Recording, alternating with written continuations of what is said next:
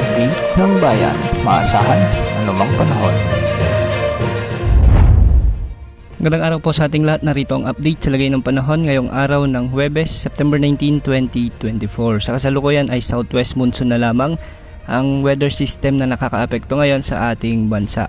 Ang dalawang bagyo na si dating bagyong Hiner at dating bagyong Helen ay nakalabas na ng ating area of responsibility at tinutumbok na ngayon ang mga bansang Vietnam at China.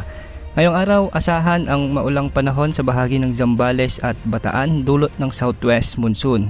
Posible ang mga biglang pagbaha at pagguho ng lupa sa mga lugar na ito, lalo na kung may mga matitinding pag-ulan. Samantala, makakaranas din ng occasional rains o pabugso-bugsong pag-ulan sa bahagi ng Pangasinan, Tarlac, Pampanga, Occidental Mindoro at ang Northern Palawan. Dulot pa rin ito ng habagat na siyang nakakaapekto sa mga lugar na ito. Posible rin ang mga biglang pagbaha at pagguho ng lupa, lalo na kung may makatamtaman hanggang sa kung minsan ay malalakas na pag-ulan. Samantala, asahan naman ang maulap na kalangitan na may mga kalat-kalat na pag-ulan at thunderstorms sa bahagi ng Metro Manila, Abra, Benguet, Nueva Ecija, Bulacan, Cavite, Batangas, Rizal, Oriental Mindoro, Romblon, Antique, Iloilo at ang nalalabing bahagi ng Palawan at Ilocos Region. Dulot pa rin ito ng southwest monsoon.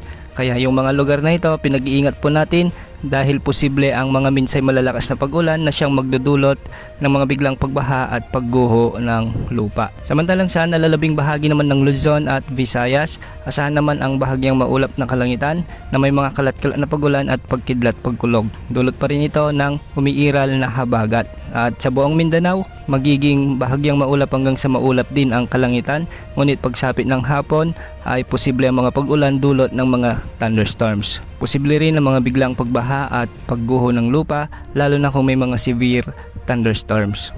Samantala, ayon sa Pag-asa, may dalawang cloud clusters na minomonitor sa magkabilang panig ng ating bansa o sa kanluran at sa silangang bahagi ng ating bansa.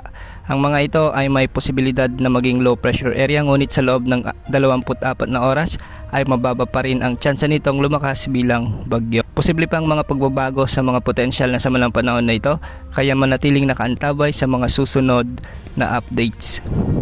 Yan ang update sa lagay ng panahon. Ito pang weather update ng bayan, maasahan anumang panahon.